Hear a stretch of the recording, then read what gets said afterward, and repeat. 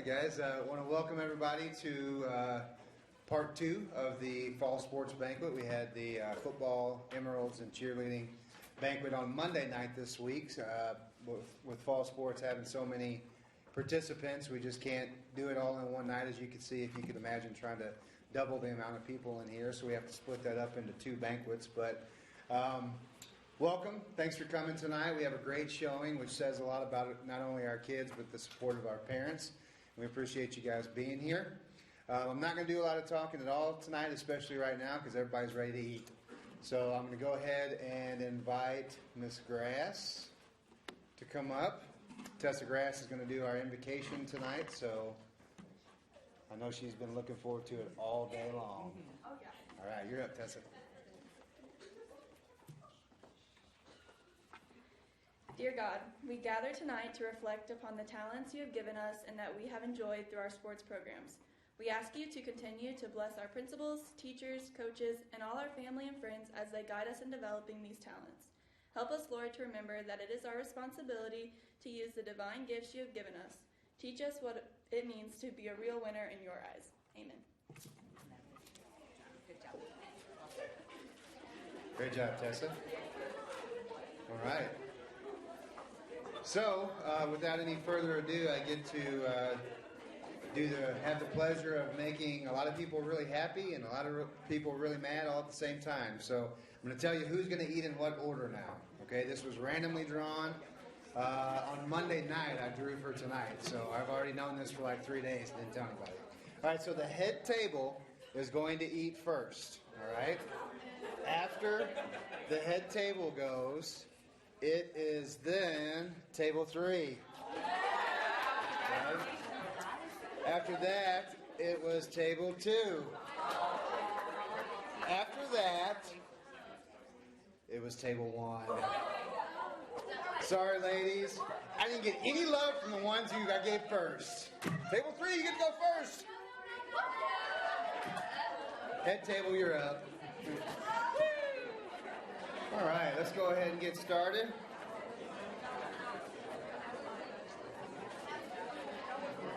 Before we do an introduction of our coaches that are here this evening, I want to do just a couple of quick thank yous. I want to say thank you to Jordan Mueller and her kitchen staff. They've been here all afternoon preparing the food for this evening. So a nice round of applause for Jordan Mueller and the kitchen staff. We get the fried chicken from Country Mart and the cookies from Country Mart, but they take care of the rolls, the salad, and all that other stuff. So we greatly appreciate their time. I also want to take just a minute to thank our 5 booster officers. These 5 people spend a significant amount of time throughout the school year, whether it be setting up concessions for an event or a meeting that we have every couple months. Spending time on email, selecting scholarship winners. They do a lot of things, and they do it all on a volunteer basis. The only thing they get is free booster membership. That's all they get. So greatly appreciate their time. They do a lot for our kids. Those 5 members are Rob Coleman, Andrea Fritsch, Deanne Squires, Christy Fleeman, and Laura Hunter. Nice round of applause for them.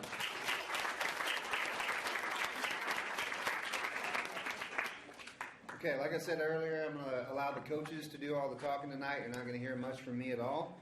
But I do want to take this opportunity to introduce our coaches. I'm going to start to my right because my far left is partly missing. Okay. All right, now I'm going to start back at the left. Okay. So to my far left, to your right, is our head cross-country coach, and that is Sierra Boyd.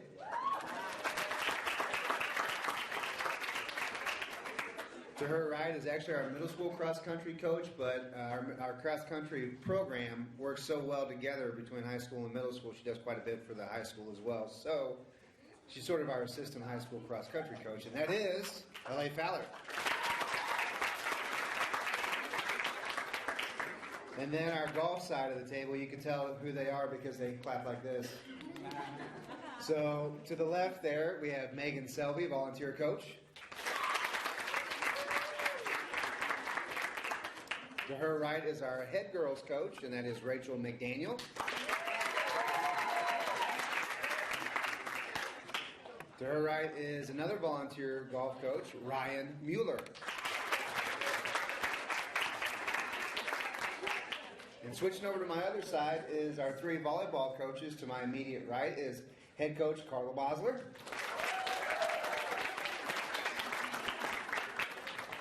JV coach / assistant varsity coach, Mariah Roth. Freshman coach / assistant varsity coach is Lacey Ritter. Okay, so we're actually going to go in the order of volleyball and then girls golf and cross country. Basically every year we just roll that list so the same group isn't going first all the time. But this year, first is our volleyball team. So we're going to start with the one who's never done a speech before at a banquet. She gets to go first. Coach Ritter. Good evening and welcome. As Dr. Nick said, I'm Lacey Ritter, the freshman volleyball coach. Please join in welcoming to the front of the room my freshman volleyball team. Outside hitter and left back defense, number 5, Emma Gay. Libero, number 6, Millie Huffman.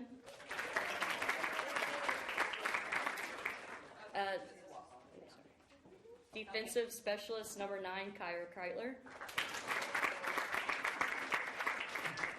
Outside hitter and left back defense, number 11, Tylen Hager. Middle hitter, number 13, Bree Foff.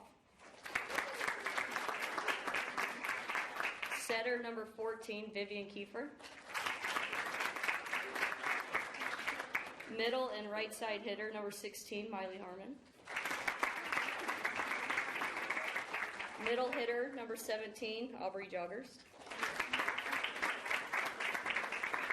Setter, number 20, Maya Klein. Outside hitter and left back defense, number 22, Olivia Kirchner. Right side hitter, number 26, Lucy Hunsley. Outside hitter and left back defense, number 27, Kennedy Fisher. Right side hitter, number 28, Abby Woodard. Right side hitter, number 32, Taylor Peterson. And outside hitter and right side defense, number 33, Cece Mooney. At one of our licking camps over the summer, the girls and I came up with 5 rules. 1, to have fun. 2, to be a good teammate. 3, to hustle and put forth your best effort. 4, to talk on the court. And then the girls added number 5, to dance. So I just feel like it's only fitting to describe our season as a dance move. A dance move that everyone knows, the moonwalk. When learning, you know what the dance move should look like or have an idea of what it should look like. But it's not as smooth yet. But then with effort, hard work, practice, and mechanics, you start to get the hang of it. These girls showed up and put in the effort and hard work at each and every practice to make themselves better athletes this season. And as the season went on, we started playing together as a team and being more confident in ourselves. I look forward to continuing to watch them improve in the seasons to come. And now for a few thank yous. To the parents, thank you for your tremendous support and for being the girls' chauffeurs to and from practices, camps, games, and tournaments. To Dr. Nix, thank you for all the behind-the-scenes work of scheduling games, getting the gym ready, etc. To Coach Bosler and Coach Roth, it's not every day you get to coach with your sister-in-law and one of your former high school coaches. Thank you, too, for accepting me and making me a better coach. I have learned so much from both of you and can't wait to continue coaching along the side of you next season. And finally, to my team, thank you. You girls honestly could not have made my first year as a coach any easier. You girls are hilarious, humble, hardworking, and all-around good humans. Another thank you to the parents. Thank you girls for giving me the privilege to coach you. I could not have asked for a better group. You girls will hold a special place in my heart, and I cannot wait to see what the future holds for each and every one of you. Thank you.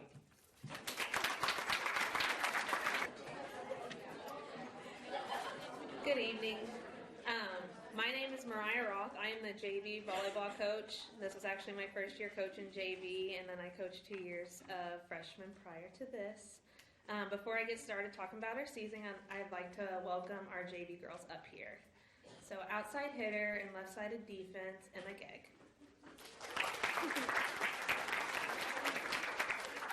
Right side hitter, Bree Foff. Setter, Vivian Kiefer. Our setter, right side hitter, and sometimes outside hitter, Kale Clemens. Middle hitter, Kaylin Harmon. Right side hitter, Charlotta Grubb. Middle hitter, Kaylin Fowler. Libero, Abby Boyer. Outside hitter and left back defense, Kennedy Fisher. Outside hitter, Grace Joggers.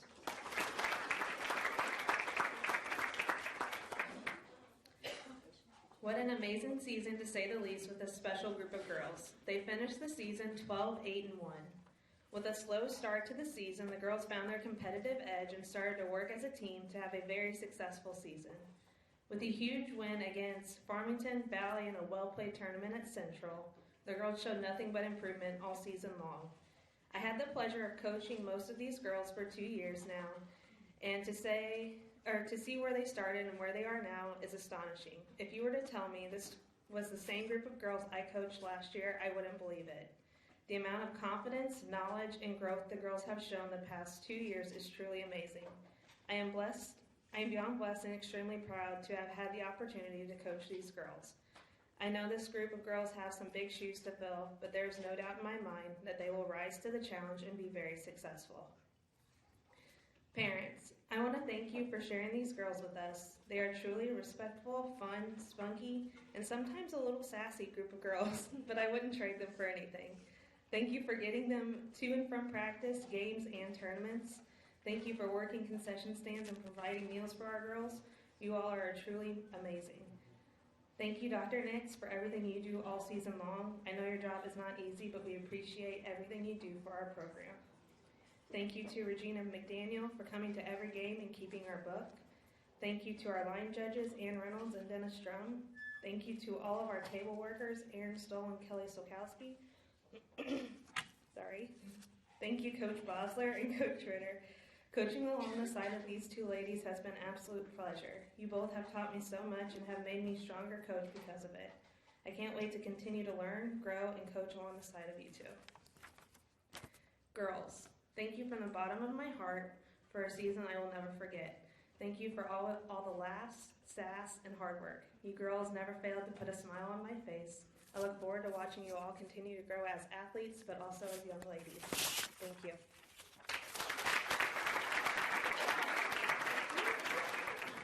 Okay, good evening and welcome to the Fall Sports Banquet ceremony.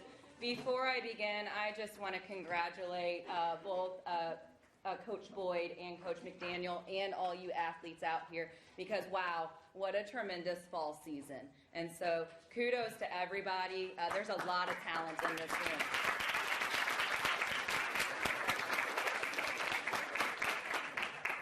I do have quite a few thank yous to many people who have made this volleyball season not only possible but very rewarding. I always like to start out by thanking my players, okay, who I always consider having the honor of coaching you. I applaud all of the countless hours that you put into the weight room, in the gym, and that you have put into this season. Your hard work, grit, dedication, and love for the game and for each other has made this season one that I will always remember and cherish. You are truly a special group of young ladies. Thanks for making this season a fun, thrilled ride and a rewarding experience. I also would like to thank my coaching staff, Coach Mariah, or better known as Momo on our team, and Coach Lacey, or better known again as Lulu on the team, for the many hours that you have dedicated to build our program, from spending time planning and attending all of our team building activities, planning practices for our freshmen and JV girls, building strong and meaningful relationships with all of our athletes, taking stats, and so much more. Your time, energy, and advice has been very much appreciated, and I value you both more than you could ever know. I feel incredibly blessed to be able to work alongside the both of you. Your tremendous love for the game and for our athletes is incredible. So thank you. To our team managers, Alyssa and Tessa, thank you for keeping the book and stats during our games. We appreciate all that you've done for us this season. You guys have helped us be successful, so thank you. To Dr. Nix, for getting the gym set up for every home game, but more importantly, I have to thank you for always listening. I truly appreciate all the advice that you give. You're such a great voice of reason for me. I am sincerely grateful to have you in my corner. To Jess Follard, who continues to help out with injuries and tape up athletes when we need. We really appreciate her. Same for Tyler from Potential Therapy and Keta from Mid-America Rehab for seeing our athletes and getting them the right course of treatment to help them get back on the court as quickly as possible. I have to thank my husband, Kyle, and my kids, Landon and Holden, my parents, and my father-in-law, who have supported me in pursuing my love and passion for the game. Without their help, taking care of my two boys, coaching would not be possible. To all you parents, a huge thank you. Thank you for entrusting this coaching staff with your most precious gifts. Please know that I love your girls more than words can truly express. I am beyond blessed to get to work with such young, amazing ladies. Also, thank you for your dedication to the team with driving to numerous camps, finding ways to get your child to practice, especially the early morning ones. You guys were troopers, thank you. Supporting us at games, constantly washing the uniforms, providing us with delicious team meals, working concession stands, and then a huge, huge, huge thank you for the many, many signs that you made and posted throughout the town, and for planning the route to state. I'm not sure you know how incredibly special that moment meant to the girls and to the coaching staff. If you could have been on that bus with us, you made them feel like rock stars and celebrities, and it was a cool moment that I'm sure we'll all treasure forever. We have such an amazing community and parents who have been such great fans and supporters this season. I don't know that I've ever seen so much green and white in a stand, and that's a testament to how great this school and community is.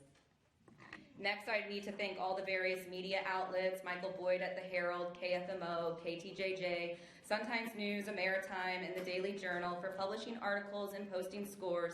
And then a huge thank you to our own SGHS media class, and a special thank you to Mr. Schweiss and Coach Hogemiller, who covered many of our games.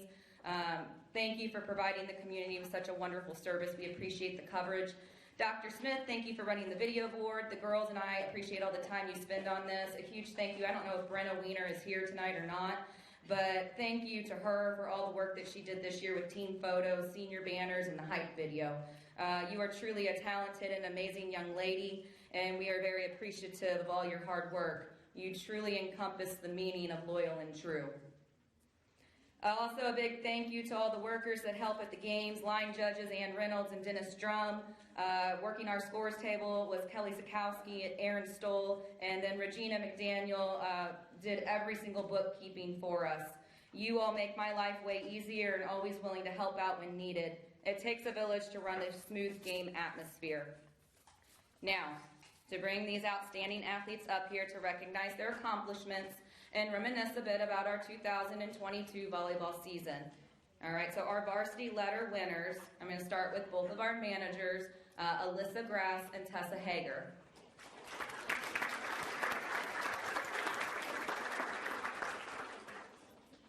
Next, I'll start with our sophomores. I'm going to start with outside hitter number 30, Grace Joggers.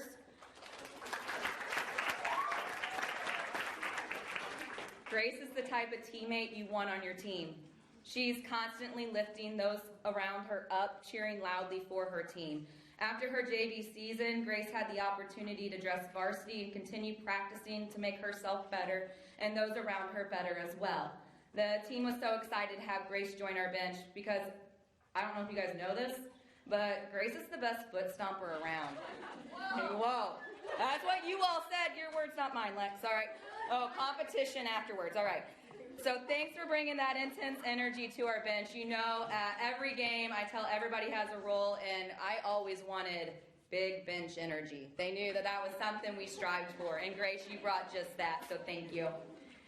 Next up is sophomore defensive specialist number 25, Abby Boyer.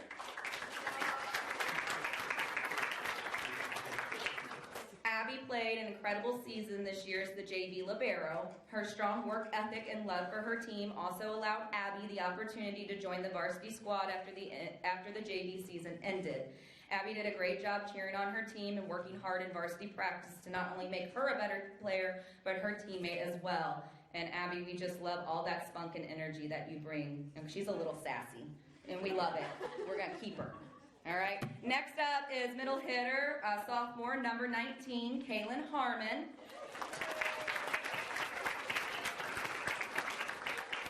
Kaylin was our backup middle at the varsity level. She also was a starting middle on the JV level. Kaylin did a great job of improving from the start of the season to the end of JV season. She has a very powerful swing that will be very effective for us next year. I can't wait to see the growth that you make and all the hard work that you'll continue to do.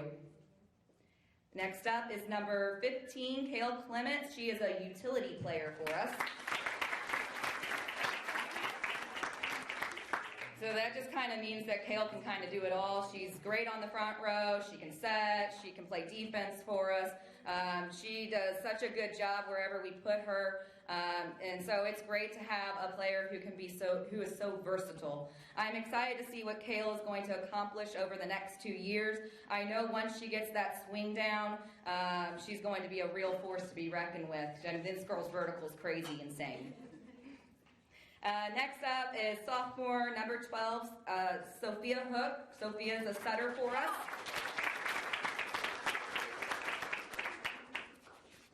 Soph is such a quick learner and really grew so much this year learning how to move the ball around at the varsity level. It's quite a tall task to ask a sophomore to step up and set at the varsity level, and Soph did such a great job at it. Soph has such a strong work ethic that allowed her to grow into a tremendous setter for us this season. She led in assists with 531. She had 14 total blocks on the season and 29 kills. I'm looking forward to see what else she'll do next year. All right, the last sophomore we have is right side and setter, number 4, Jolie Parker.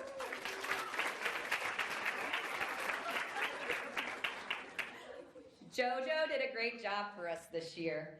She began the year as a setter, a role that she had only started working on as a freshman, so to be pulled up as a sophomore to set for the varsity with only 1 year setting experiences shows you what a great athlete she is and what a tremendous worker that she is. About halfway through the season, or maybe early part of the season, we decided that we really needed Jo as a hitter and had moved her there to the right side. She puts up a great block and a really powerful swing, and it was one that was needed. What I love most about JoJo is that no matter what's asked of her, even if I call her JoJo, she's probably up there smiling, all right? Because anything that Jo does, she does it with a smile. She ended up with 72 kills, a .081 hitting percentage, 30 total blocks, and 276 assists. Jo, I'm excited to see what next year brings for you. All right, we have junior, number 18, Hope Schmelsley. Hope played middle for us this year. Hope is our one and only junior, but she didn't let this stop her from creating such strong bonds with her teammates. Hope would bring such great energy to her practices. She is a workhorse. She's constantly asked questions in order to improve her game. Sometimes the role of a middle can go unnoticed, but the role a middle plays is vital to the success of any team. Hope did such a great job of going in quickly on offense to help hold the other team's middle blocker. This is essential in order to have any success on the offensive end. She had 31 total blocks, a 0.62 hitting percentage, and 105 kills total this season. I'm excited to see where all your hard work will take you next year. To these 7 young ladies standing in front of me, I'm excited for our season next year. You are all such great leaders on and off the court that I can't wait to show everyone what we can accomplish together. I'm going to have you guys slide down because this way. There we go. This way. No, you guys stay up here, but just slide. Great, thanks. We got to fit 7 more of you up here. Great. Now to our 7 seniors. Okay.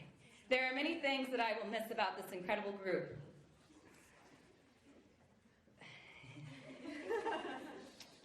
I'm not sure that they truly understand how special they each are to me.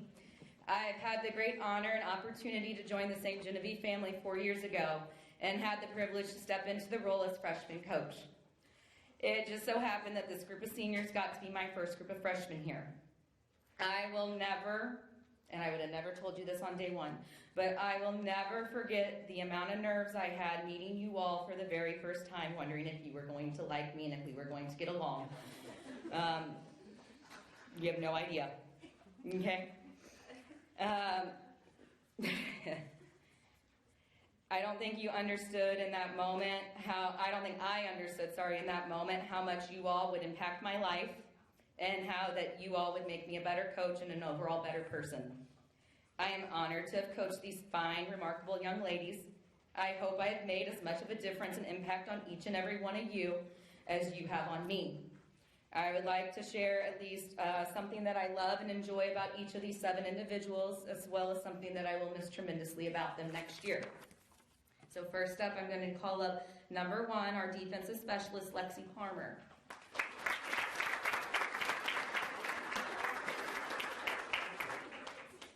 Are you cold? What? Are you cold? Oh, okay. Lexi is such a scrappy little defensive specialist. She is fun to watch out on the court. I will miss the way that she can dig up the ball. I will especially miss her energy. Lexi has the best laugh, and it's contagious. She can always make me laugh and smile. I've enjoyed watching Lexi grow this year into a truly selfless teammate and truly embodying the we over me mindset that these seniors have established. Lexi is a fighter and rose to many challenges this season with such dignity and grace. I am so proud of the young lady you are becoming. Now, on the season, Lexi had 214 digs for us and 205 receptions this season. Yes, Lexi Harmer. Number 2, Tessa Grass. Tessa played middle for us this season.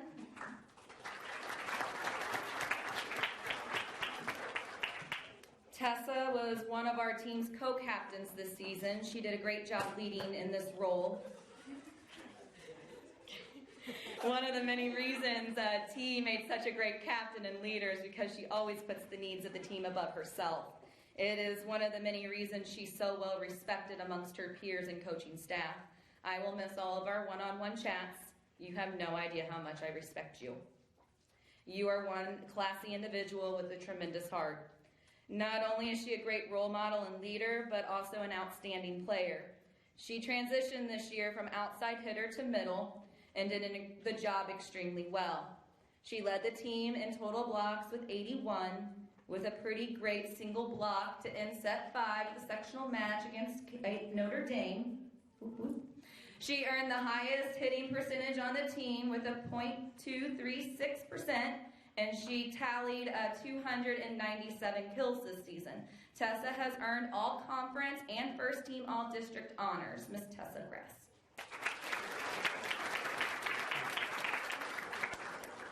Number 3, Allie Byington. She is another utility player for us.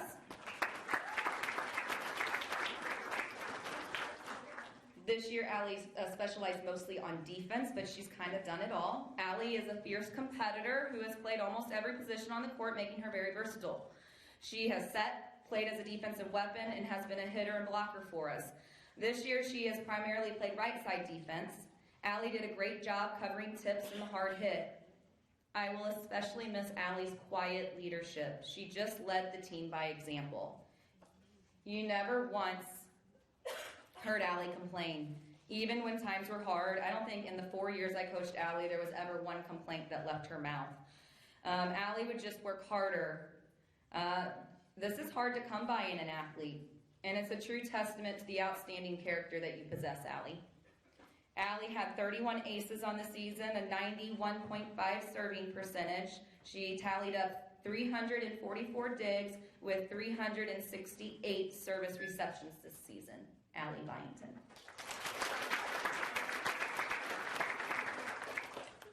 Number 7 is, I really botched that up. Number 7, Ari Taylor, outside hitter and defensive specialist for us. Ari was our other co-captain this season. Ari did an outstanding job in this role by leading by example. If you ever watched us play this season, sometimes we had roller coaster sets or even roller coaster games that weren't always the prettiest. With this said, one of the things that I will miss about Ari was her leadership on and off the court, but especially her leadership in between sets, especially after a roller coaster set, because Ari did such a great job talking to her teammates, uplifting spirits, and helping to light a fire of not allowing those other players to give up. Ari's ability to be able to pick up her teammates and find just the right words to say has been one of the greatest areas of growth that I've seen from Ari this season. I couldn't be more proud of her leadership and how she always put the team first. Ari was named second team all-district and finished the season with 400 kills with a .157 hitting percentage. She tallied up 475 digs, 558 service receptions. She had 204 service points with 23 aces and a 96.7 serve percentage. Miss Ari Taylor.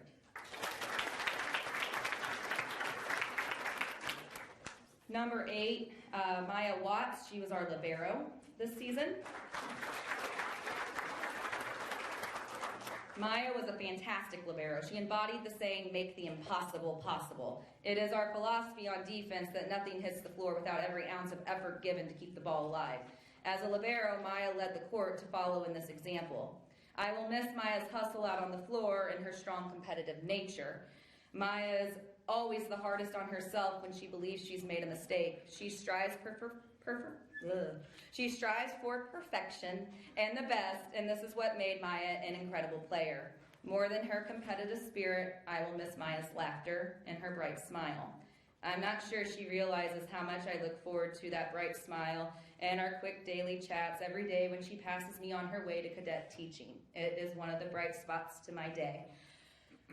She has earned Class 3 All-State honors. She's named second team All-District and has earned All-Conference honors as well. She reached the 1,000 digs milestone this season and ended her career with 1,002 digs, setting a new school record for career digs. She also broke the school record for most digs in a single season with 631. Additionally, she broke the single season record this season for most aces with 60, and her serving percentage was a 93.5%. And she had, I believe it, I forgot to write it down, but I believe it was 722 service receptions. Pretty amazing. Miss Maya Watts.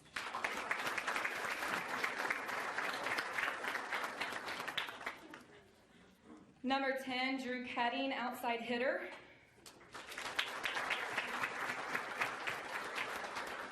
Drew became an absolute beast this year on the outside. She became very difficult for many teams to stop. This attests to the hard work put in during the off-season of getting stronger and the willingness to work on making her arm swing faster and stronger. Drew was able to hit a variety of shots, line, cross, sharp cross court, and an effective roll shot. She was very consistent and ended the season with a .222 hitting percentage. Of course, I will miss Drew as an offensive weapon next year, but I will miss her goofiness more than anything. Drew may have coined the term that is heard often on our team. That's so embarrassing. But really, there was nothing embarrassing with the way Drew played. She's a true gamer.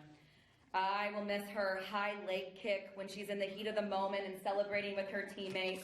You can see the passion that she plays with, and the passion is contagious. She earned Class 3 All-State honors, first team All-State, or first team All-District, and All-Conference honors this season.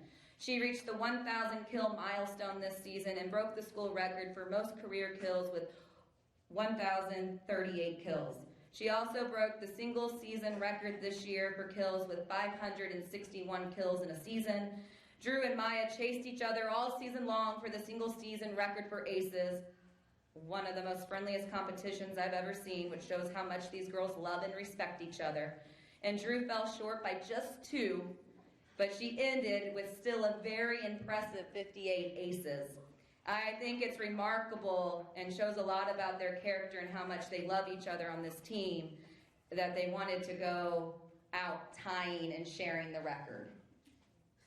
Drew does, however, hold the career record for aces with 140 total aces.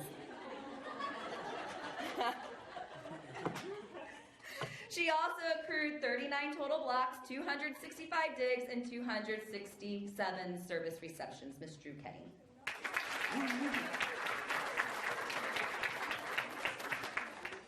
Number 21, Miss Devin Bosler. She's a setter for us. Debbie is an amazing setter and has the prettiest set of hands that I've ever coached. Devin may also be one of the players that has grown the most in all my years of coaching. Anything that I've asked over the course of the years to help Devin improve as an even stronger setter, Devin was determined to do it. I think this shows Devin's grit, determination, and strong work ethic. I will miss many things about Debbie, but I enjoy her sarcastic personality, especially when she and Lulu give each other grief just about any chance they get. She always makes me laugh, whether it's watching her call the line on serve receive, or tripping over her own 2 feet, or just saying something sort of ditzy at practice. Now, Devin ended the year also reaching a substantial milestone of 1,000 assists. I am so sorry I missed this accomplishment during the season. But we definitely want to celebrate this accomplishment with you, and I will have a beautiful sign for you tomorrow. Okay? It just wasn't quite ready yet. All right? She had a career total of 1,125 assists with 492 assists this season. She had 224 service points with 20 aces and a 96.9% serving percentage. Devin earned second team All-District honors this season. Miss Devin Bosler.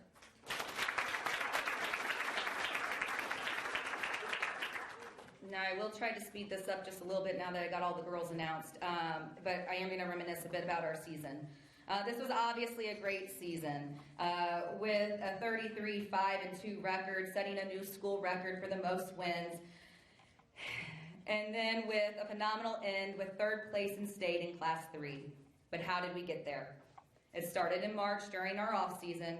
We had a lot of work to do, and not in regards to building skills, but in building our team chemistry and trust in one another. The coaches made it a high priority this year to include team building into our off season. It was imperative that this group could have fun together, laugh together, be silly together in order to trust each other and want to work hard, not just for themselves out on the court, but work hard for each other. This is exactly what they did and what they accomplished. When the season started, we had a turning point in our season at the SEMO tournament.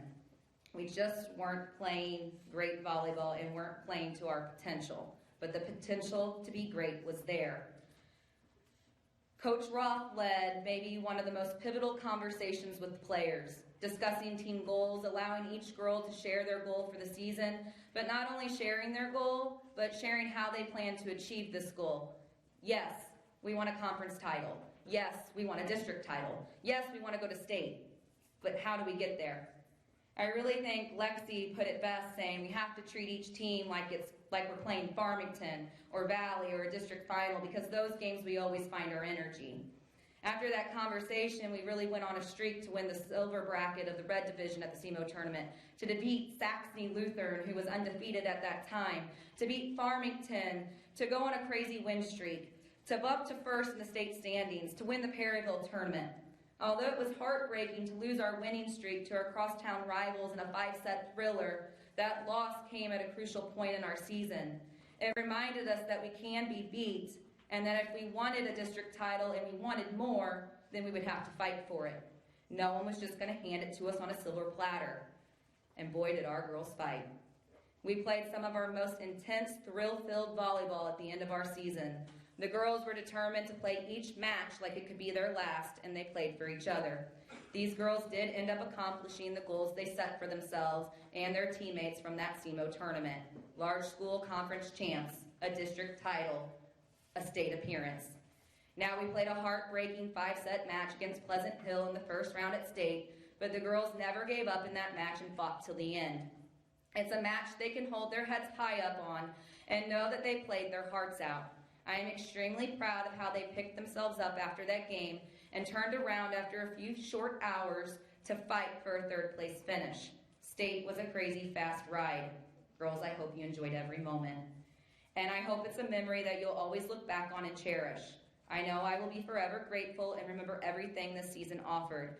You made me very proud to say that you played like a dragon and showed everyone around what Dragon Volleyball is all about.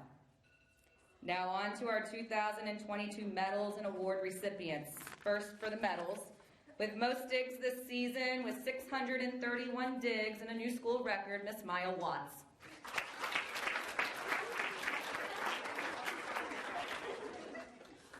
Most kills in a season, with 561 kills, again, a new school record, Miss Drew Ketting.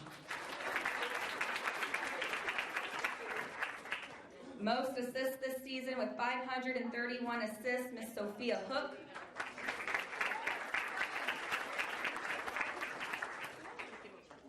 Best serve percentage, and this one was close. It came down to 0.2 of a point. Miss Devin Bosler with a 96.9% serve percentage. Most blocks with 81 blocks, Miss Tessa Grass. Most ace serves this season with 60 aces and a new school record, Miss Maya Watts.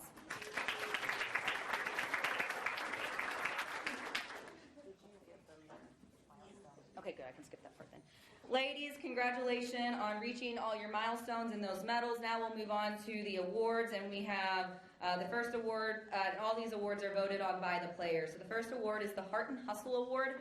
Heart and hustle is a saying we use that means no other team out-hustles us and plays with more intensity or passion for the game. This award goes to the ultimate team player. When we step onto the court and do those two things, no matter the outcome of the match, we can hold our heads high. To win this award, one must always give 110% out on the court and in practice. When things look bleak, this is the person who is lifting everyone up. This is the ultimate positive teammate. And this is the person who has sacrificed their body over and over again to make an amazing play out of something that seemed impossible. Although several of our players fit this description, and heart and hustle is what makes this team fun and exciting to watch, there was one individual who the majority of the team voted for. This player was always uplifting her teammates during practices and games, whether she was on or off the court. When on the bench, this player was making sure the bench was involved in loudly cheering. She was a true leader on and off the court. You could often hear her yelling from the bench, line, cross, tip, just trying to help her teammates in any capacity she could while on the bench. She never complained about moving positions from being an outside hitter last year to a middle hitter this year. Now, some people might not be okay with this switch because as a middle hitter, you do have to sacrifice getting the majority of sets, as passes sometimes can push a middle out of the offensive equation. But she just said yes, coach, and worked extremely hard to close blocks and be a strong offensive threat, making herself available as much as possible. This person was also the recipient of this award last year, which proves what a great teammate she is. T, your heart for this team and this sport is tremendous. Your leadership is truly amazing, and I'm proud of the young lady that you are. I'm excited to watch you grow as you enter the real world. Your tremendous heart and hustle will lead you far in life. Always give it your all. So Tessa Grass, please come forward to receive your Heart and Hustle Award. Very well deserved.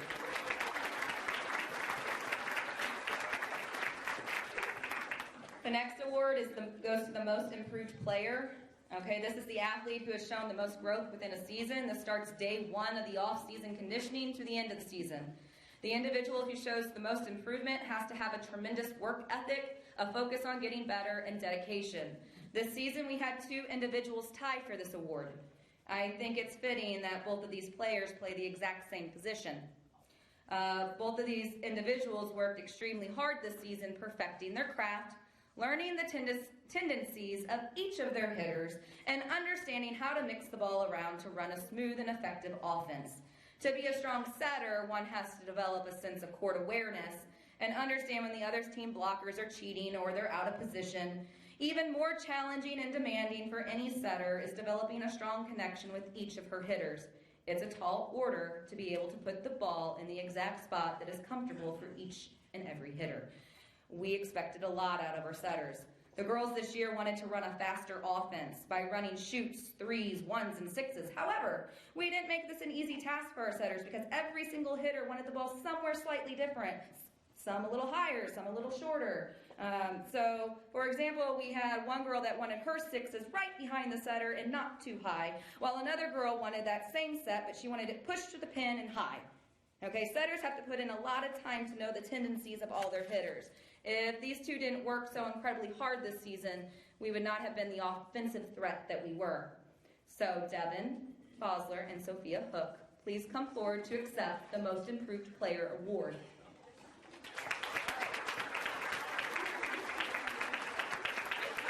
Congratulations, Devin. You've been fun to watch grow and have received this award 2 years in a row, which I think speaks volumes to your dedication and commitment to continue to grow as a setter. I am so proud of all you have accomplished. Soph, the amount of growth since the beginning of season has been tremendous. I look forward to watching you continue to grow in the next 2 seasons. If you continue to make the same strides next year that you did this year, you will be a force to be reckoned with. Up next is our offensive MVP. One of our greatest strengths as a team was having a player who could put the ball down. This year's offensive MVP was a unanimous selection by all of her teammates. This is the 3rd year in a row that this individual has earned this award. Her sophomore year, she led the team in kills with 208. Then again, as a junior, she led once again the team in kills and tacked on an additional 269 kills. And this season, she basically doubled what she did last season. And for the 3rd time, she led the team in kills with 561, creating a new school record for most kills in a single season. She reached the 1,000 kill milestone this year and now holds the record for career kills with 1,038. She has a .222 hitting percentage and averaged 4.3 kills per set. She had a variety of shots with line, deep cross court, and sharp cross, which made her a lethal weapon and very difficult for other teams to stop. Oftentimes, she put the ball down at a crucial point in the game. She was voted as an All-State player for Class 3, first team All-District and All-Conference. Once again, our offensive MVP this year is Miss Drew Ketting.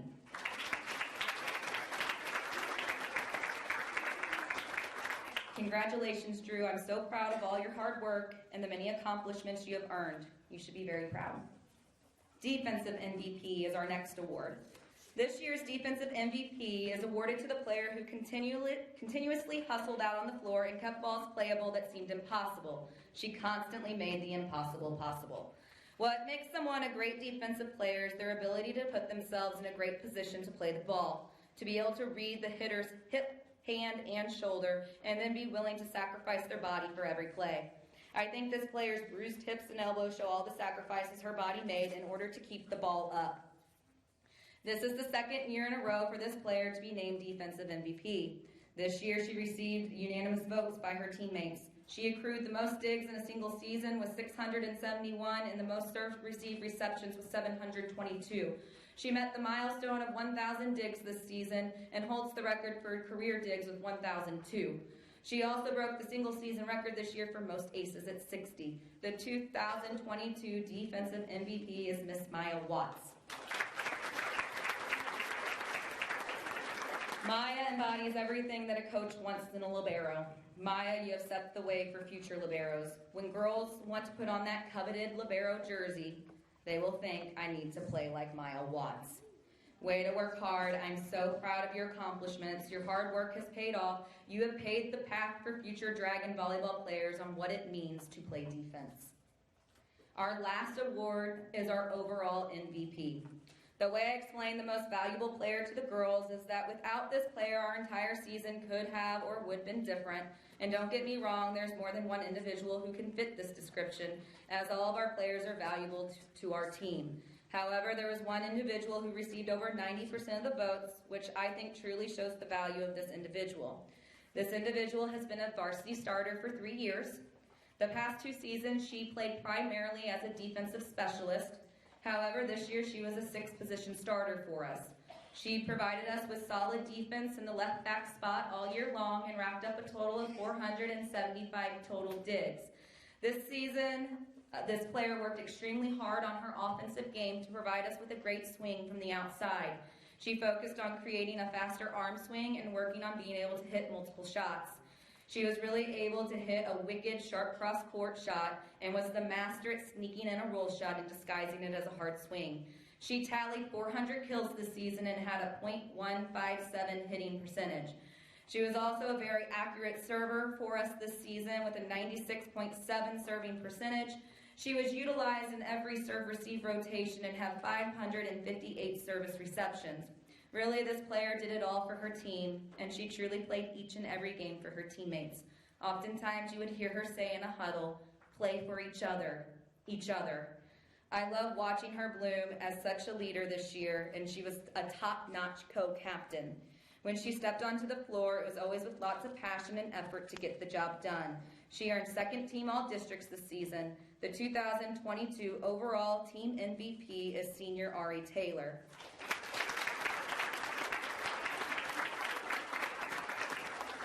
Congratulations, Ari. We will miss your leadership, tenacity, and competitive edge out on the floor next season. You have left big shoes to fill. I am so proud of you and the leader you became this year. Once again, thank you, girls, for an amazing season. I've enjoyed our time together. I look forward to all the hard work that you will continue to put forth into next season. Seniors, we wish you the best in all your future endeavors. I would like to end my remarks with a line from Coach Pope. If you still think this whole deal is about a scoreboard or trophies, you're really missing out on something special. Girls, I hope you remember all the lessons learned, the laughs shared, the outpouring of love, and the tremendous support of your fans and community. And I hope you cherish all the memories we've created together. Thank you, seniors, for the fun ride. And to all you younger classmen, I am looking forward to the strides and memories we will make next season. I love you all and am beyond blessed to have coached each and every one of you this season.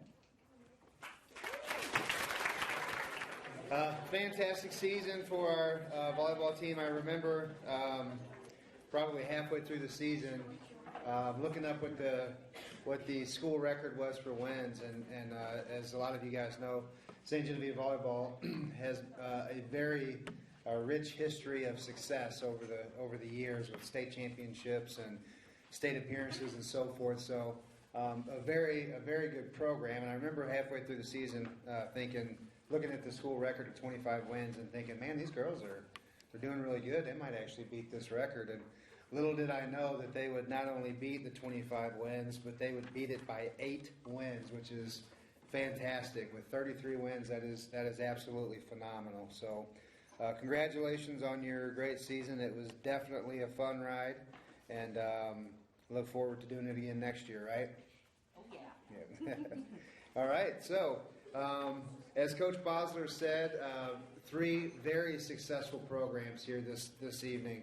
Our girls golf program set a school record, which I'm not going to get into. I'll let Coach McDaniel talk about that.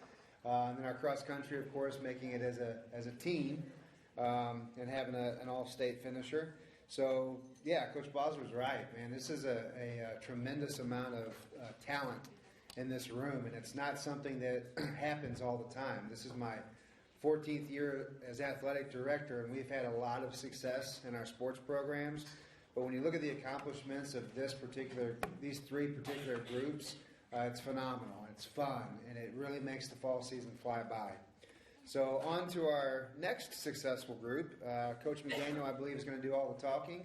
So girls golf, you're up. Coach Bosler took my line. We were talking on the way back from lunch today. We both teach in the middle school, and we were just talking about what a great evening it's going to be between the cross-country team going to state, and then volleyball going to state, and then us breaking a couple school records and sending the golfer to state. So what a great evening. I have to start with a bunch of thank yous. First, I want to thank the sports boosters for the meals tonight. I'm glad those are back. Love the fried chicken. So Jordan Mueller and the cooking staff, thank you so much. Appreciate that a whole bunch. The district for the opportunity to represent. Our program is 9 years old, and when we started girls golf, we were one of 2 programs within 30 minutes of each other, Farmington being the only other one. And since that time, Cape Central added a team last year. Now St. Pius has added a team. So we're just growing girls golf in the area, and it feels like we were on the forefront of that. So it's just great to have an actual girls golf team and not to have to play our girls in the spring with all the boys. So we appreciate that. Dr. Nix in the athletic department, our schedule is always packed. It's always got good competition. Dr. Nix rolls with all the changes, and we had a lot this season, so I appreciate him always being flexible and working with us and getting the best competition on our schedule. The faculty and staff here at SGHS, it's no secret we miss a lot of school, and it wouldn't be possible if you know, I know there's a lot of girls, parents in here, these girls don't like to miss school. They get freaked out in the van, It's not like boys golf where they're like, oh, we missed school, I don't have to do work. These girls freak out and do work in the car. So I appreciate that our teachers are willing to work with them so they feel like they can catch up and they can miss school, but also can go and represent our school on the golf course. Chad Shilley and the golf course, for the use of the course and the facilities, we got to experience what other girls' teams get treated like at their golf courses, and we are treated leaps and bounds better. And so when we host events like our home tournament and the district's tournament this year, we got several compliments on our golf course and the staff, the condition of the golf course, because it's just not how programs are treated. So we really appreciate everything that Chad and his staff do. In addition to not only hosting tournaments, they also host a golf camp, and that's been really good for both our boys and girls golf programs, so very thankful for them. The community center, thank goodness, I think we only had to go there once, but that's where our indoor practice space is. So a big thank you to Brad Arnold and Brian Geck for making it possible to use our nets and hit inside when the weather doesn't allow. Our media coverage, Mike Boyd in the Herald, KTJJ, J98, Sun-Times, Daily Journal. Girls golf doesn't get a lot of the press time that you would expect, but you wouldn't know that by looking at local media coverage. We're covered like all-stars, so we appreciate that. Megan Selby, she's an unpaid volunteer assistant coach. She was a player for me several years ago, so it kind of feels like a full circle moment that this is her second season helping me coach, and she's a completely unpaid volunteer. In addition to donating her time, she donates her photography skills, so all of our players get several high-quality photographs throughout the season that then they have to document and scrapbook, and if that's still a thing. So we appreciate all her time and sacrifice. Coach Mueller. Moving on. No, I'm just kidding. Coach Mueller coaches the boys. We kind of have a deal. You work for me, I work for you, and we flip in the off season. And he's usually my first phone call when I need to bounce something off of him. We have two different strategies, and sometimes he has to walk me back down off the ledge a little bit. Sometimes vice versa. Other times he laughs at me, or he waits until he hangs up and then he laughs at me. But I appreciate all his support and showing up when I need him. He's always there. My husband, he's not a deer widow, but he's a golf season widow. He steps up so I can step away. I would never, ever dream of calling him Mr. Mom because he's just a fantastic dad. He brings her to the golf matches. I think there's no hope that she's going to play golf, but she still shows up so she can at least see that I love golf, and she won't trash it. She at least knows what it is now and knows it's not softball. And I don't think that would be possible if he wasn't trying to get her out on the golf course. So I appreciate all he does in taking care of our daughter. And then my parents. I know that volleyball is going to claim they have the best parents, and cross country is going to get up here and claim they have the best parents, but gosh darn, I have the best parents. I said, hey, I want some snacks and drinks, and then they donate so much, I still have 3 cases of water and all these extra snacks that, congratulations, Coach Mueller, your boys are going to benefit because these guys took care of us on the golf course. They worked concessions when we needed for fundraising. They hosted a phenomenal senior night out at the golf course. They actually not only recognized all of our seniors, but made sure any senior from any team that we played that night was recognized in some small way, and those coaches were really grateful for that. The homecoming parade, Mandy and Lance Meyer donated a truck and a trailer because we needed a trailer with our big team so that we could be in the homecoming parade. And then they're just supportive as all get out. They show up in numbers at golf matches. And I know it surprises you, but not a lot of people come to golf matches. So when we go, there is green and white all over a golf course, and it is unreal how many people show up. We'll go to away matches, and we'll have more than the home parents. Not only that, they're supportive of their girl, all our girls, and then our coaches. They trust us, they trust the process, and they trust us with their kids, and I can't thank them enough for that. And then my players. There's a lot of us. And I was a little worried about what that was going to do for us and our family dynamic that we're so proud of. But it never felt like it was too much or that there were too many of us. I felt like we were a close-knit family like we've always been. And it felt like no matter where we were, practice, match, tournaments, we were always fighting for the same goals, and you always had each other's backs. And so I appreciate that even though that we were a large team this year, that our tight-knit family didn't suffer because we had just grown so big in numbers. So thank you for that. All right, to our season. It's hard to believe that this is our 9th season. It's even harder to believe that when this program started 9 years ago, we had 3 to 4 players on the roster, and now our roster has grown to a size of 17 players. We've had double-digit sized teams for the past couple years, but never this close to 20. So now this growth didn't come without pains. Like the time we spent 20 minutes at practice trying to figure out how we were going to get all the non-drivers and their equipment to the golf course for practice the next day because 2 of our drivers weren't going to be there. The memories. But enough about that for now. I just like talking about our seasons and numbers. In fact, I beg Mr. Nix every year not to put our record in the program. It just never feels like the numbers are fair. So, for example, in varsity 9-hole matches, we're 6-6. And in varsity 18-hole tournaments, we are 20-43. But these numbers don't tell you that our JV went undefeated in 9-hole matches this season, 3-0, knocking out teams like St. Pius and Cape Notre Dame.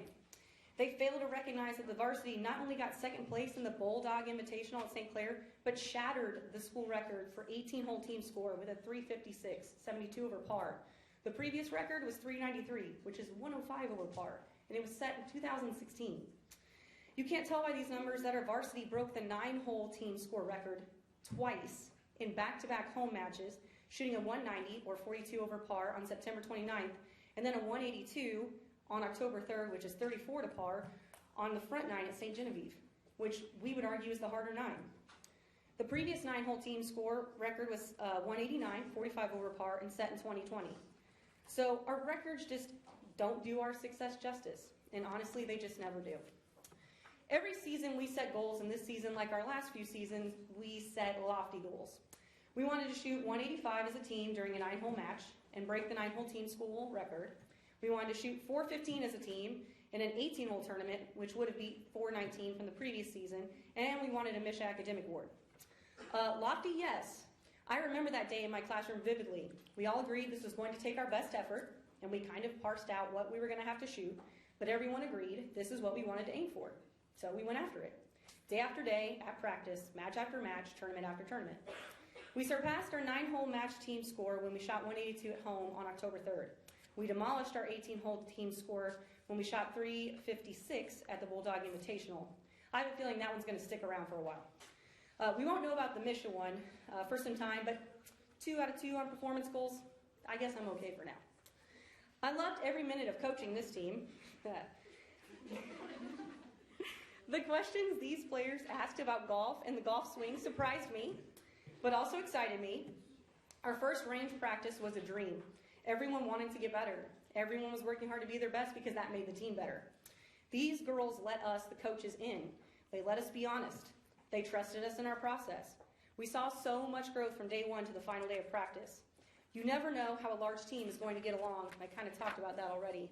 What the dynamic is going to be like. But these girls are not only great golfers, they're great people. We're a family. We struggle with each other. We celebrated individual and team success. We laughed over the silly things and confronted each other respectfully when needed.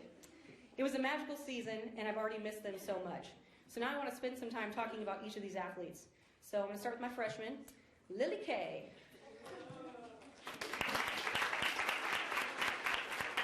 I'll speak really slow so you're up here by yourself a long time. Just kidding. I owe Lily a nickname so badly. Yeah, just move. That's not your nickname. Not move down is not your nickname, but we'll work on it. So give me some time. Lily came out firing 75 and 70 in her qualifiers. Well, that didn't sit right with her. So not 2 weeks later, Lily shot 66 in her first 9-hole match. Okay, we see you. But that's not my favorite Lily story. We were down on the range, and to end practice, we played a team game. Seniors picked teams, and the team that hit the ball closest to the target didn't have to pick up balls on the range that day. Everyone was motivated.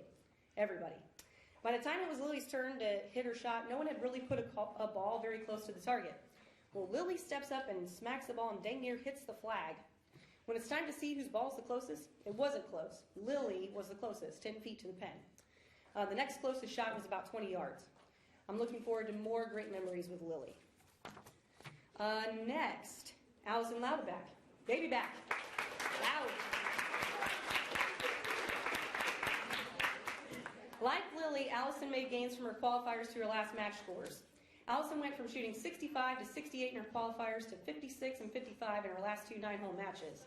Her first 18-hole score was 130. Her last for the season, 105. Allison took coaching well, and I'm sure she started hearing us tell her to slow her swing down, But she never stopped trying to grow and get better. I'm ready to see what her sophomore season brings. Eleanor McClin, Elle Woods. Where's Bruiser? Ha! I'm getting old because my players don't know what Legally Blonde is. So when I make a reference, it doesn't land. But Eleanor didn't leave me hanging for too long. She went home and watched it, and then when I made the reference, she would smile like she knew what I was talking about, but I still don't think she did. Anyway, Eleanor shot 271s in our qualifiers, and that made her a little hungry and probably a little mad. Well, we all know what anger did for Elle Woods. The same can be said for Eleanor. Her next 9-hole match score, 57. After that, Eleanor earned a steady spot in the varsity roster and just never gave it up. She'd have a round that she deemed unsatisfactory, grind it out at practice, and then shoot better scores. A very reflective player, so I hope that when she reflects on her freshman season that she smiles. Then I hope next season she comes out just as hungry. Lydia Vaith, LV. Honestly, I don't know if Lydia is just shy, scared of me, or embarrassed by me. I think it may be a little bit of all three, but Lydia came out, was brand new to golf, but came in with the right attitude and the right mindset to get better. Lydia shot a 77 in her first qualifier and then improved by 3 strokes in the very next qualifier. After that, she never shot higher than 74. I loved watching Lydia grind it out at the range. Despite frustrating swing changes, she never gave up. She kept going. I'm looking forward to her continued growth next season. Lindley Weiner, Leroy, Wings.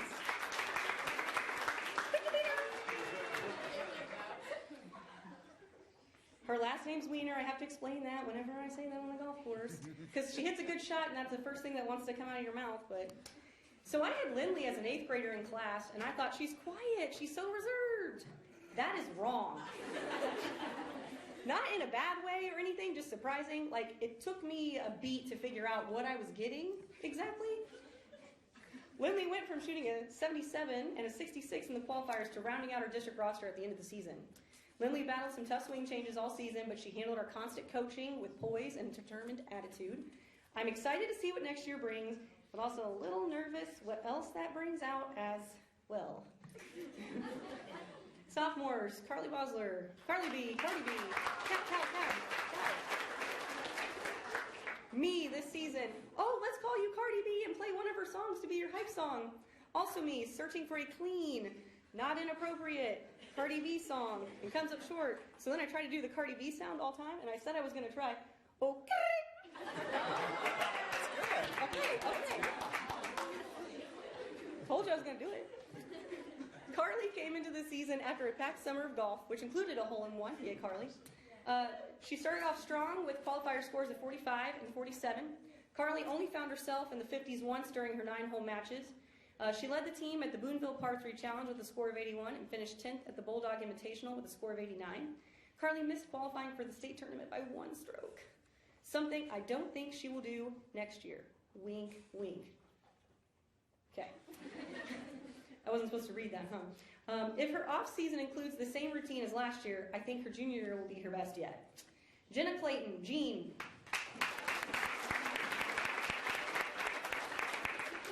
Jenna was a first-year golfer for us as a sophomore this season.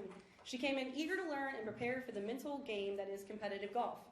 Starting off her season shooting 76 and 78 in her qualifiers, her last 9-hole match score was a 71. She made steady progress all season and was ready to put in the work to do it.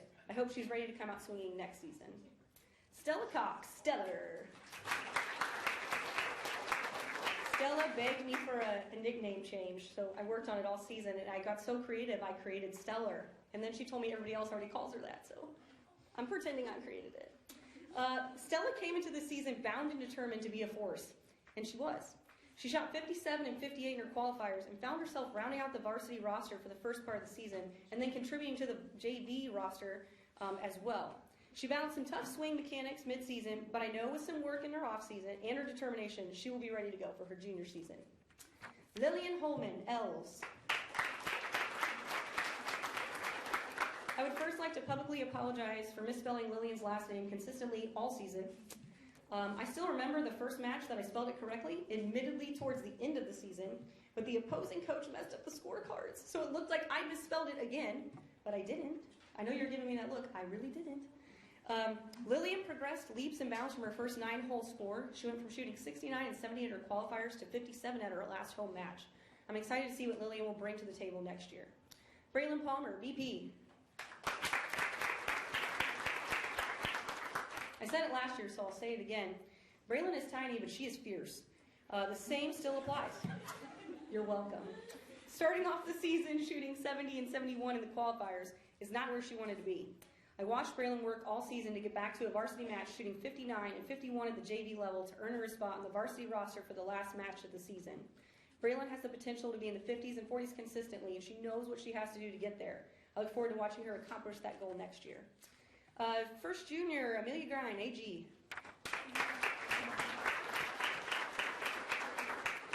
Amelia came off a shortened sophomore season like nothing happened. She shot 70 and 63 in her qualifiers and battled all season to maintain a spot on JV and varsity rosters for events. She led JV in scoring for 2 separate home matches, shooting 51 and 50 respectively.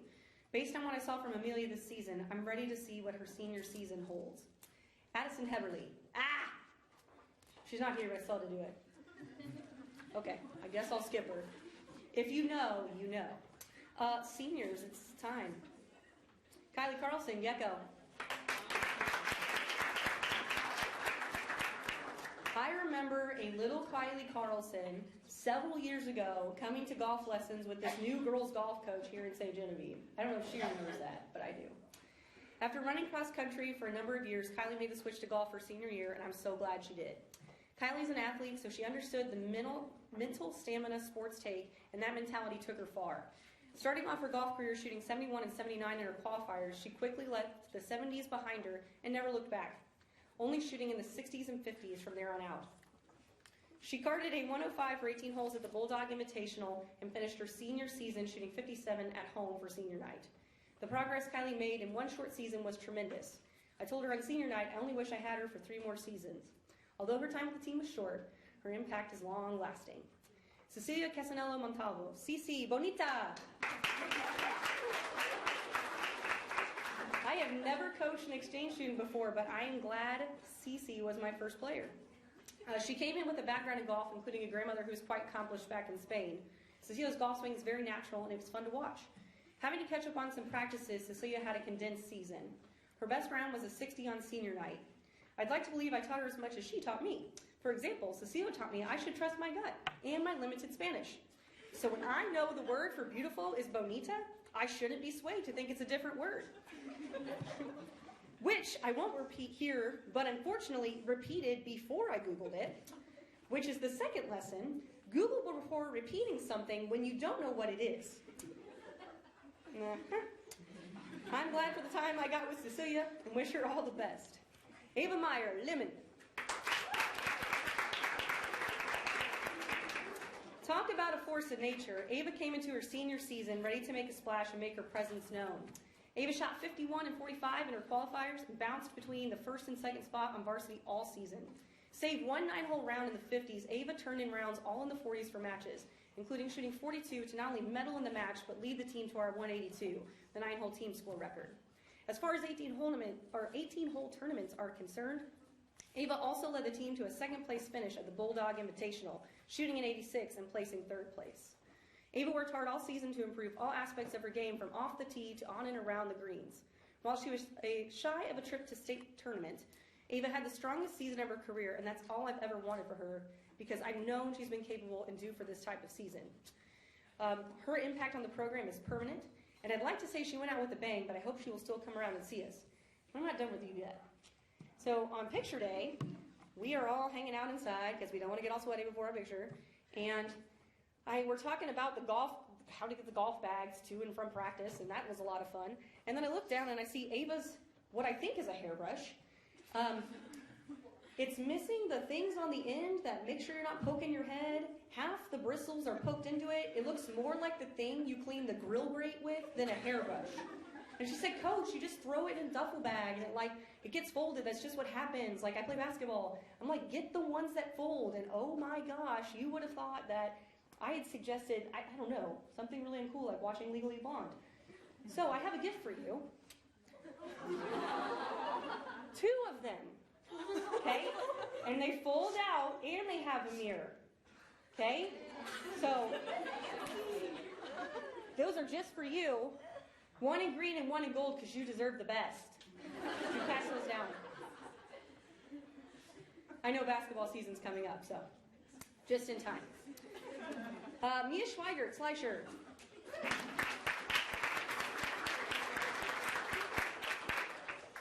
After battling back injuries and issues for the past 2 years, I was really hopeful this would be Mia's year. When she came out shooting 60 and 56 in the qualifiers, I was convinced Mia was finally going to get the full season of golf we both wanted for her. She shot the second best score on our team, 85, at the first tournament of the season, the Boonville Par 3 Challenge.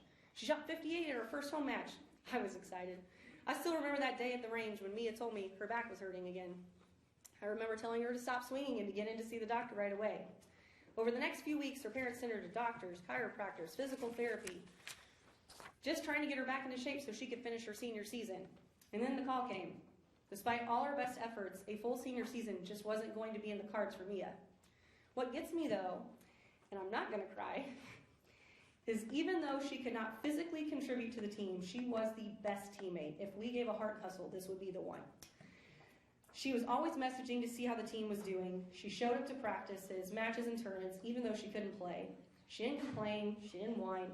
She let her role as a teammate evolve to what it could be. I've never coached a team player quite like Mia, and her impact on the program and me, I'm trying to look at her, is lasting. So thank you.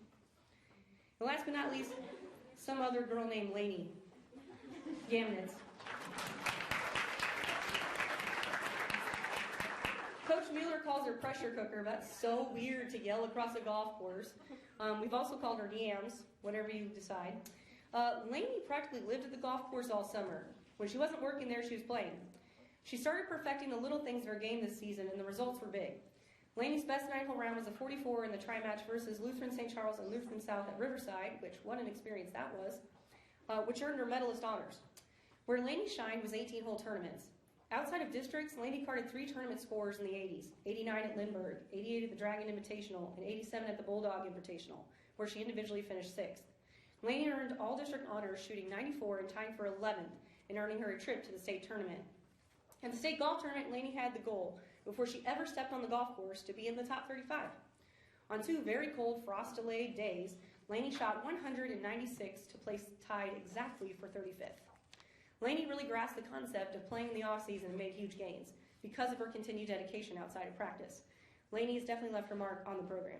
Ladies and gentlemen, your SGHS girls golf team. No.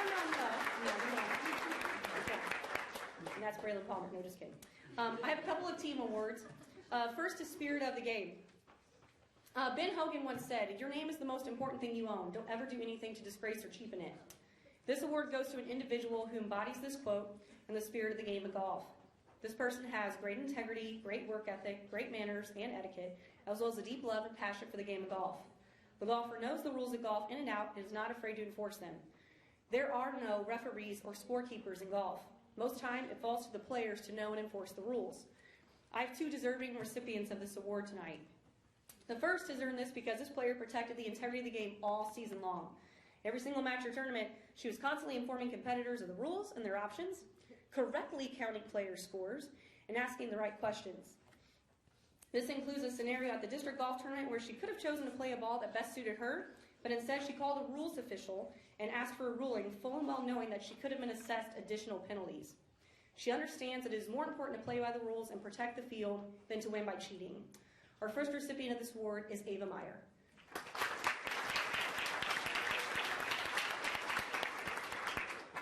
Our second recipient had a situation that ended up really turning into 2 situations this season that really tested not only her responsibility to protect the integrity of the game, but her patience.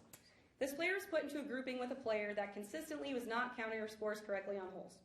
After every hole, our player would hear her score, correct her score, and then count shot by shot with her competitor, who would continue to argue with her that that wasn't what she shot.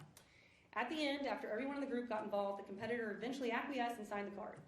Fast forward a week, and our player gets paired with the exact same competitor who pulls the same act. Same situations as last time, only the competitor refused to sign the card this time. After several minutes, the competitor did sign the card under protest.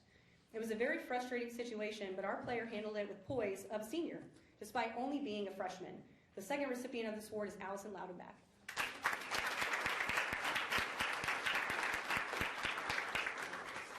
The next award I could present to everyone on the team, the Most Improved Golfer of the Award, or Most Improved Golfer Award.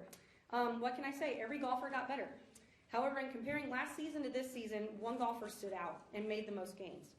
Last season, this player's best score was a 55 for 9 holes, and their worst was 72 for 9 holes. This season, this player's worst score for 9 holes was 52, and her best was 47. Let's discuss 18 holes now. Last year at the Boonville Par 3 Challenge, this player shot 94. This year, 81. At the Bulldog Invitational last year, she shot 114. This year, 89. I know why all that practice in the off-season, all those lessons, heck, maybe it's the hole-in-one, who knows. This year's Most Improved Golfer is Carly Vosler.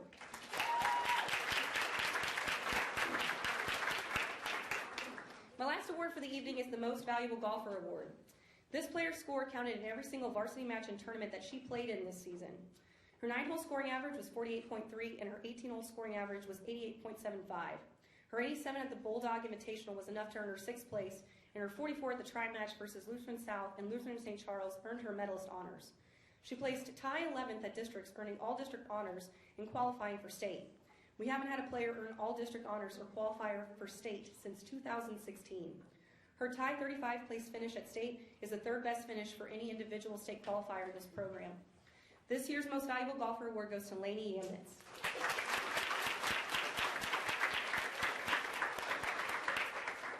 Ladies, again, thank you for a great season. I loved our large family atmosphere, and I'm glad for the opportunity to share my love of golf with you.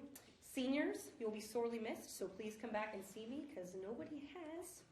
And underclassmen, I'm already looking forward to our next season. Can't wait. See you guys. All right. Great job by the girls golf team this year. It's great to see the numbers at 17. That's tremendous. Coach mentioned that program. Did you say it's 9 years old? 9 years old.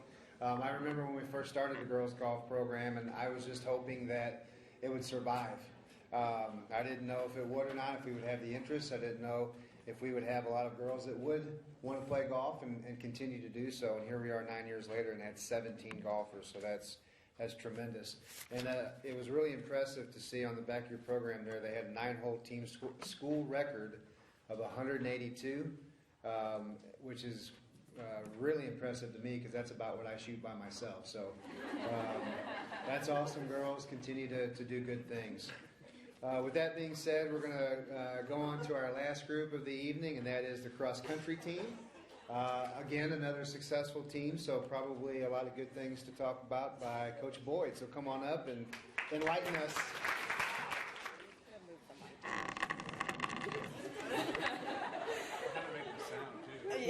Yeah. Well, everyone knows I'm small. I was like, you could have moved it down for me. Yes, congrats to both golf and volleyball. It is so exciting to celebrate everyone here tonight. And I will also start with a lot of thank yous. So first, I have a big thank you to Coach Hale Fowler for just taking on so much this season. For those of you who don't know, I missed the first couple weeks of practice because I have a newborn at home. And so that was tough, but everyone was so understanding, and she was so great for all the kids while I was gone. And thank you to all of our parents who do everything from bringing them to the early bus departures, practices, pasta dinners, and just so much more behind the scenes, just keeping everyone pushing through the season, keeping everyone in a positive spirit. Thank you to Dr. Nix for all he does, and the administration. We just always have support throughout the whole season. And thank you to who the kids, I always call him Dr. Boyd, John, who's at home taking care of the kids right now. And thank you to the Herald staff for all of their coverage during the season. A big thank you to Tyler Brown, Potential, and Jess Fowler, who are so helpful as little things come up. We always try to, keep the kids healthy and not let anything get too out of hand, which is they're always so quick to help the kids. And just thank you to the many others who support the program. I always feel like cross country is kind of a sport who kind of sometimes goes under the radar, but I know we just have so many people who support, and it's always great when you just go out and just as well as our other coaches who just always, we do get recognized and get congratulated, and it's just sometimes looks different as we don't have the home meet and those kinds of things. So just thank you for everyone for their support.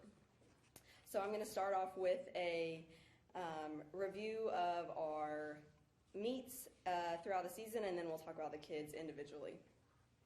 So we started off our season at the Arcadia Valley course, which is so nice to race there because Districts has been there the last several years, and it was again this year, so we always like to get on that course and get a comfort level on it, since we'll be hopefully having our best race there later in the season. So Holland medaled in the varsity race, and Sadie, Kaden, Sophia, and Olivia all earned medals in the girls' JV race. Then we went to Festus, which Festus is the opposite of Arcadia Valley. Arcadia Valley is flat, of course, the kids all love it, and then Festus, you go up the very steep hill 3 times and loop in this back section where nobody can see you, and it's just hard to stay motivated. But we still gained some perseverance through that race, and Holland medaled in varsity, and Sadie and Kaden both medaled in the JV race.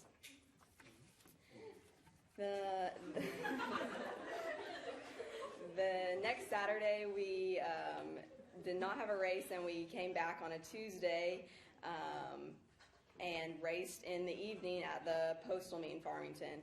It was fun to change up the routine, and we had music playing over the speakers while we did. There was 8 heats of the 3200. I know that sounds like everyone's dream. And it's just a fun atmosphere. They all respond to it a little differently, though.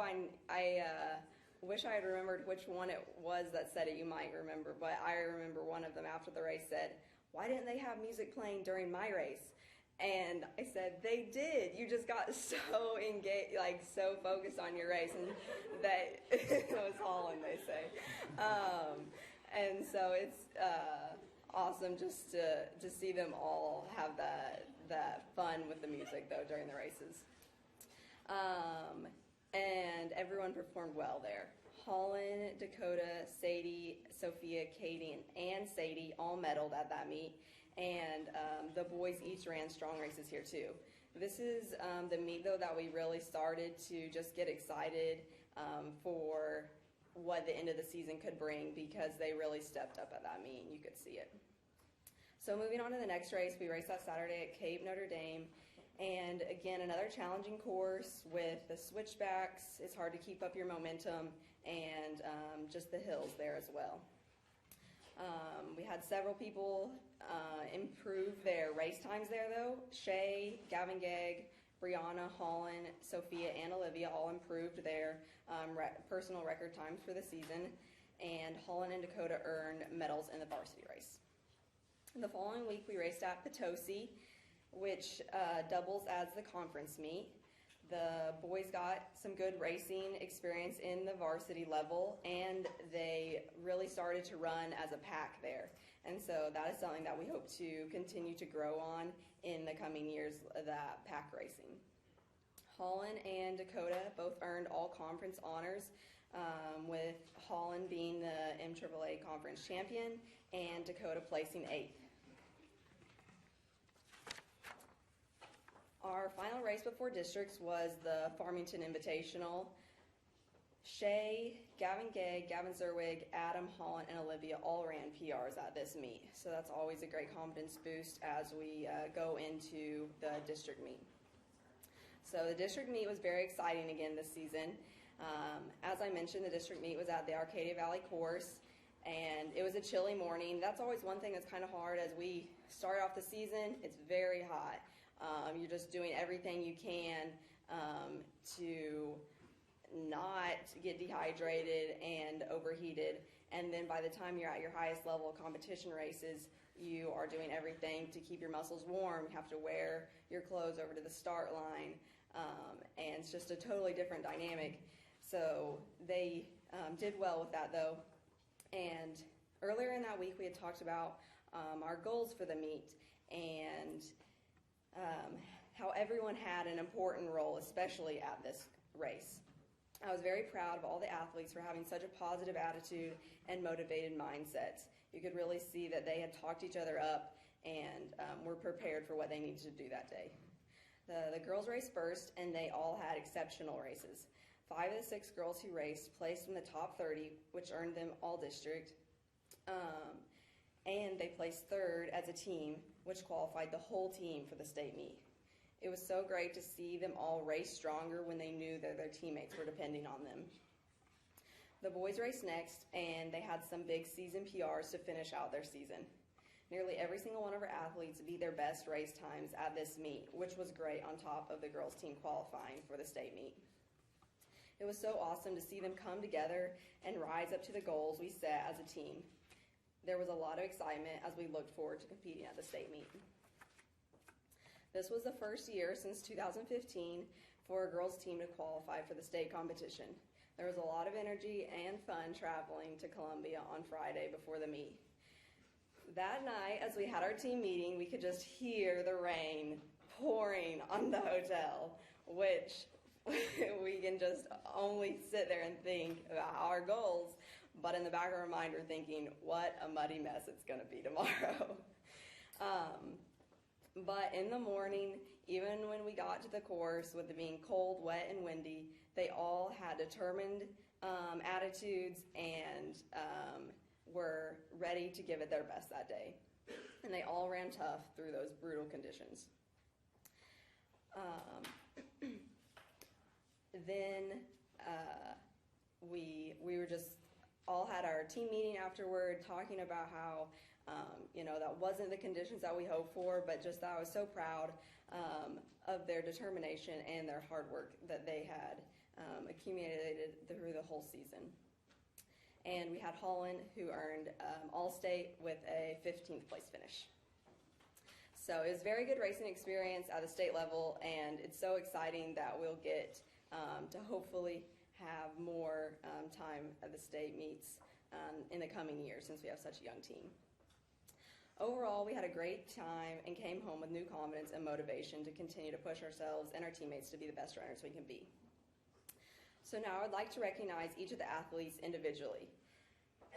Before I start, I have to say that there is no way to be able to sum up all the silly quirks and hard work that you all showed this season, but I want you to know that I had a fun season with you all. I could see the growth in you all, and I'm excited for future seasons together. As I call your name, please see Coach Fowler and then line up across the front. I'm going to start with our manager, Sarah Bone. Sarah was our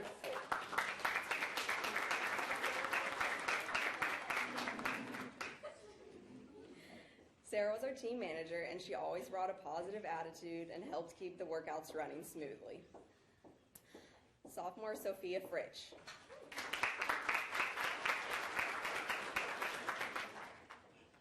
Sophia showed consistency in her summer running and stayed dedicated throughout the season. She earned all-district, placing 27th. Sophia, it's already up here. Sophomore Sadie Grimminger.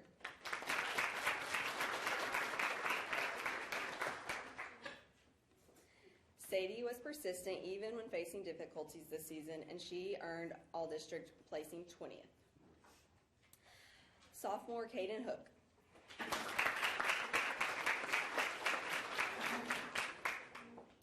Caden always shows her determination during races and keeps us laughing at practice, usually too. She improved herself from last year's season. So, sophomore Olivia Klump.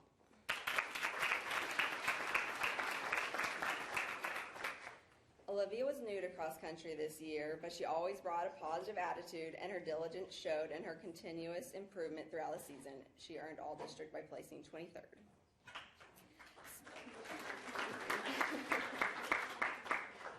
Sophomore Brianna Mitchell.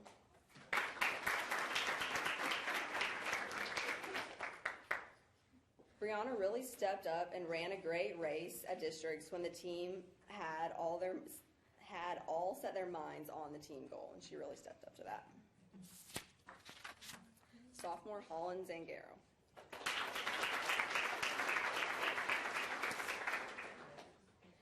Holland gained even more confidence in herself this season. It was exciting to talk about a goal and then watch her accomplish it.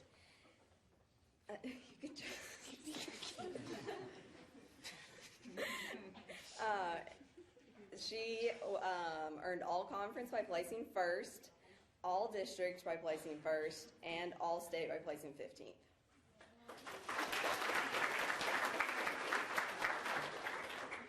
Senior Dakota Meadows.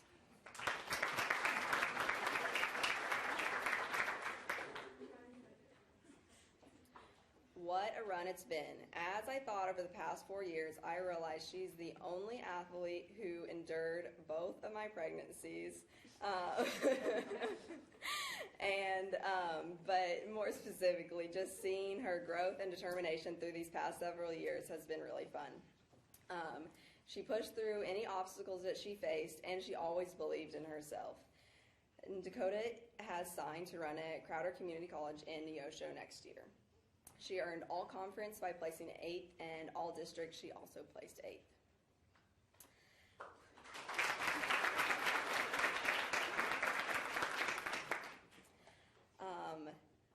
Don't be offended, boys, but I had a special meeting with the girls before state, just talking to them how when I began coaching that I wanted them to see the strength that they have within themselves, because that's what running did for me.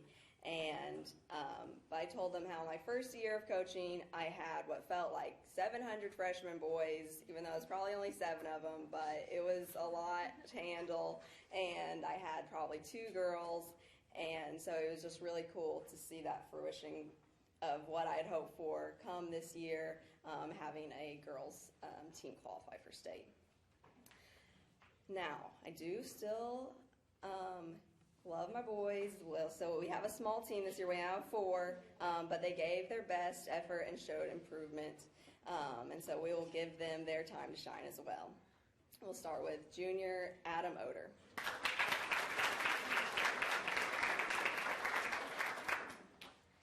Adam kept a positive attitude even during the difficult parts of his season, and he continues to be an example of hard work every day. Sophomore Shay Coleman.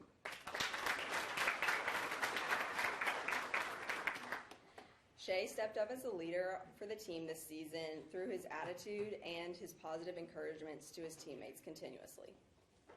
Freshman Gavin Gegg.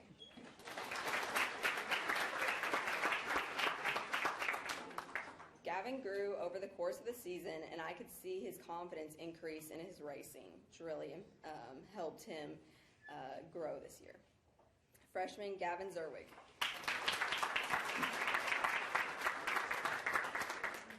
Gavin was quick to set his eyes on new goals, even as he reached a previous goal, and it will be exciting in the future as he continues to do that. Let's have a round of applause for our boys and girls cross country.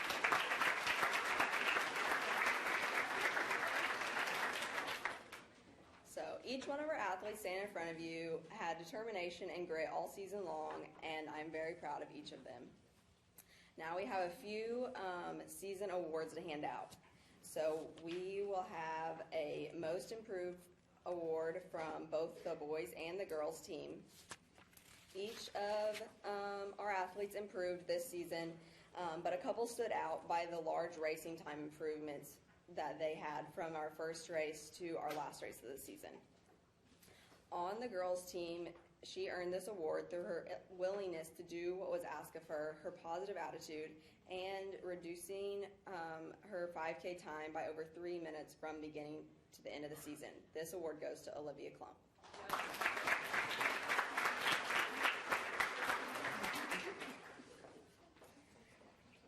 Again, each of the boys improved over the course of the season, but with his consistency, perseverance, and dropping his 5K time by over 2.5 minutes from the beginning to the end of the season, this award goes to Gavin Gegg.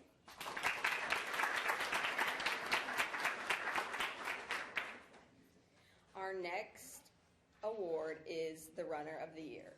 This athlete improved in the way that she pushed herself as the season went on, and she was able to qualify for the state meet and finished 15th, earning her All-State honors. I'm eager to see her competitive drive continue to push her in the future. This award goes to Holland Zingaro.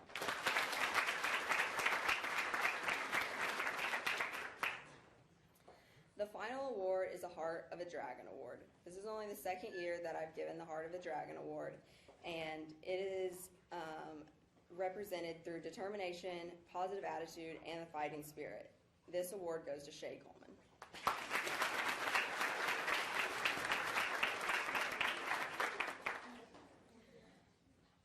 So I think I'm getting redundant here, but these are such hard-working athletes. They stay motivated and fun, even when they know that when they come to practice, I'm going to be telling them miles upon miles of hard work, and they can consistently show up and find a way to make practices fun. Through the heat, as I mentioned, and then enduring just the weather always changing on them, I'm just so grateful to be able to coach them, and I am just so excited to continue to grow with them in the coming years.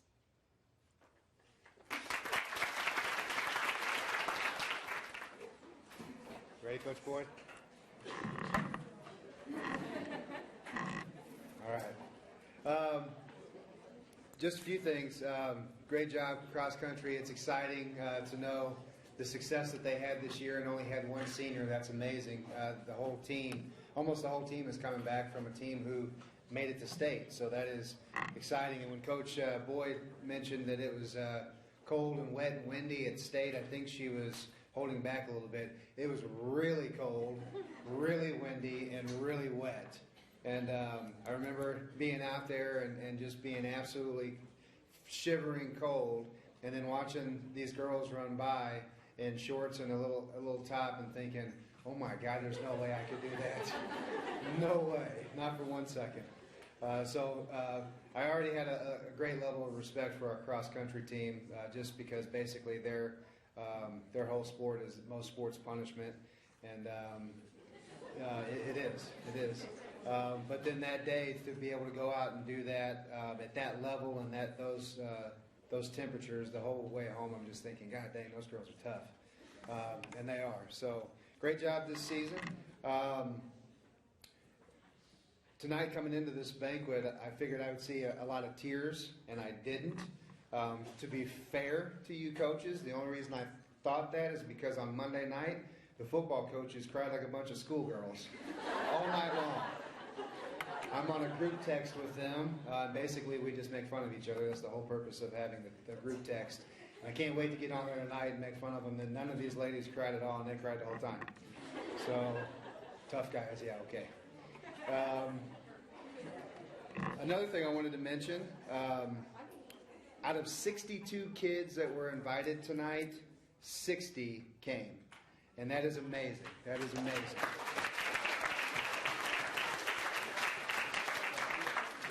I've done a lot of banquets. I don't know how many I've done in 14 years, but it's been quite a few. 2 in the fall, 2 in the winter, 1 in the spring. I'm sorry, 2 in the fall, 1 in the winter, 2 in the spring. So over 14 years, that's a lot of banquets, and I think this is the most well-attended banquet that we've ever had. So thank you for coming tonight. Before we go, just a few announcements.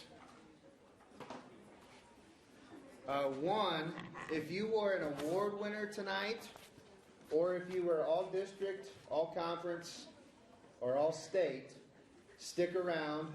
Mr. Boyd from the Herald is going to take your picture. If you want an award tonight, a plaque or a medal, or if you had any postseason, like all conference, all district, if you had any awards like that, he's going to take your picture for the Herald. So stick around. He'll do that right out here in the Commons in front of the trophies. Okay? I'm going to draw for the banners. As you guys saw when you walked in, the banners are sitting on the floor. So if you win them, if I draw your name, grab it on your way out. If you don't win, don't take it. I'm not sure if there's any cross ones in there. Oh, there is. Somebody's got a really good chance of winning. There's like 4 in here. Caden Hook.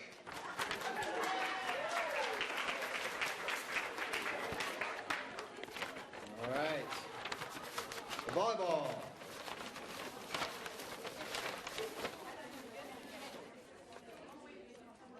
Test of grass. I've also got 50-50 to draw, and it's a big 50-50 tonight, so hang tight. The golf banner.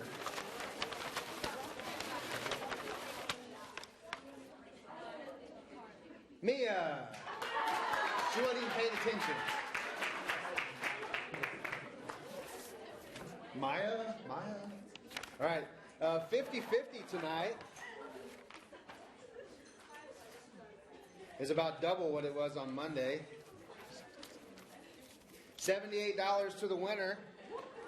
Bring your ticket up if you win and claim your 70 some odd dollars. Can't remember what it was already. Okay, here we go again. No, mind your own business, right? 490802. 490802. So if you've got it, come on up when we're done here, and you'll claim your money. You want to know who it is? Well, maybe they're shy. Maybe they're shy and don't want everybody to know that they're leaving with that much money. All right. Oh, there we go, Miss Oder. All right. Congratulations. You're fine. All right. Congratulations, Miss Oder. Okay.